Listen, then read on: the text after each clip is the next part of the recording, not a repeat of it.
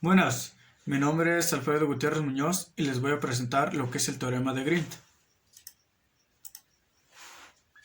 El teorema de Grint dice: si f en un campo vectorial continuo y diferenciable en R2, la integral de circulación de f en sentido contrario al de las agujas de un reloj a lo largo de la curva simple cerrada C en el plano es igual a la integral de la superficie de la componente K de la rotacional del campo vectorial sobre la región S encerrada por la curva C.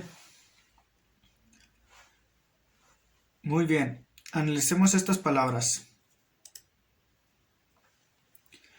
La parte izquierda de la fórmula es la integral de circulación del campo F a lo largo de la curva C.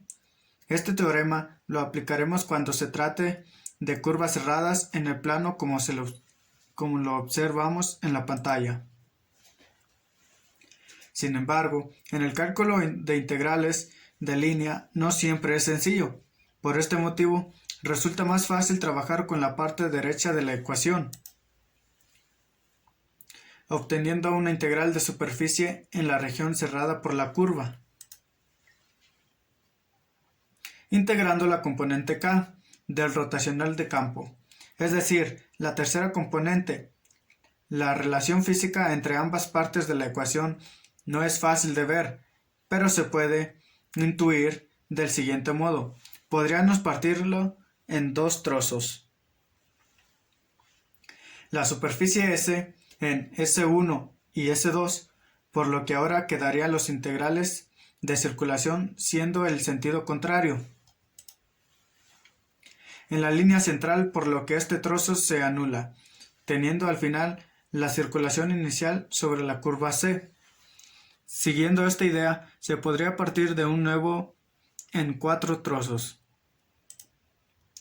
Quedan cuatro sumas de integrales de circulación más pequeñas que las anteriores, donde los trayectos centrales se van a anular. ¿Puedes imaginar si seguimos dividiendo en trocitos infinitamente? Llegaremos a superficies tan pequeñas que las infinitas integrales de circulación se calculan en curvas que se aproximan en puntos, la que coincide con la definición matemática del concepto de rotacional. Ahora tenemos una suma infinita de rotacionales en la región, que no es otra cosa integral de superficie, por lo que quedarían relacionadas ambas partes del teorema. ¿Por qué solo se utiliza la tercera componente del rotacional? Recordemos que el campo es R2. Tiene dos componentes que dependen de variables X e Y, pero no de la Z.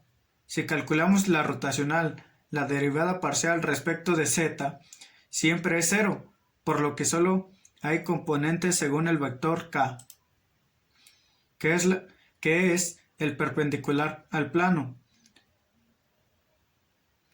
Lo del sentido contrario a las agujas del reloj es importante y viene de la regla de la mano derecha. Si la circulación fuese en sentido de las agujas del reloj, únicamente tenemos que añadir un signo menos delante de la integral de la superficie. Ahora ya entendemos el concepto físico y el porqué de cada término. Es mejor que apliquemos el teorema para resolver un ejemplo. Se trata de obtener la integral de circulación del campo F en la curva C, definida por la frontera de la región acotada por las gráficas y igual a x al cuadrado de y igual a x, en sentido contrario a las agujas del reloj. F es un campo en R2, cuya representación gráfica es la siguiente.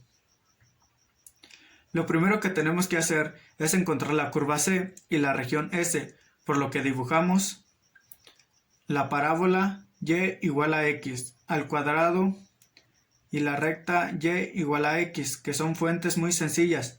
Según el enunciado, la curva C es la frontera de la región entre las gráficas en sentido contrario al de las agujas del reloj. Solo hay una posibilidad, y tiene que ser la dibujada, siendo la región S. la zona interior, ahora ya sabemos dónde aplicar el teorema. Calcularemos la integral de circulación en la curva C mediante la integral de superficie en la región S de rotacional del campo. Para utilizar la fórmula, identificamos primero M y N, que son las componentes según los vectores I y J del campo F.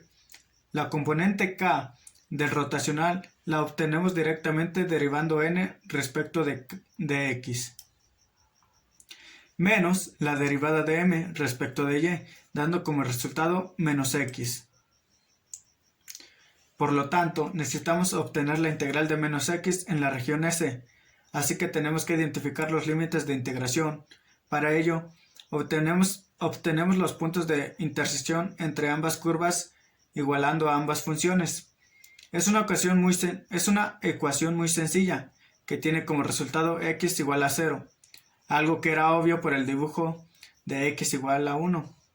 A la hora de realizar una integral de superficie donde hay que hacer dos integrales consecutivas, debemos decidir qué variables fijamos igual depende de la otra.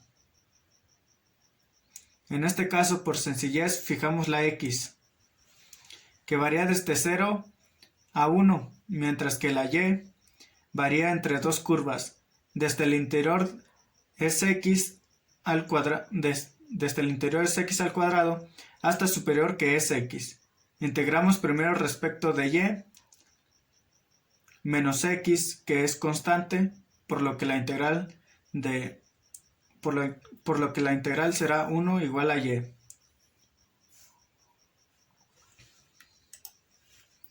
Evaluamos entre x al cuadrado y x. Seguidamente sustituimos los límites de integración.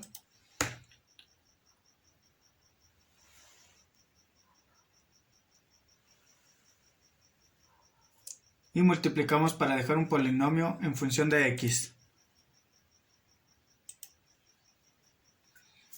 Es muy fácil de integrar.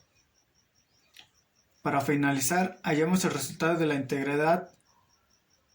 integral de circulación sustituyendo los límites de integración de la x. Y un valor negativo que es igual a menos un doceavo.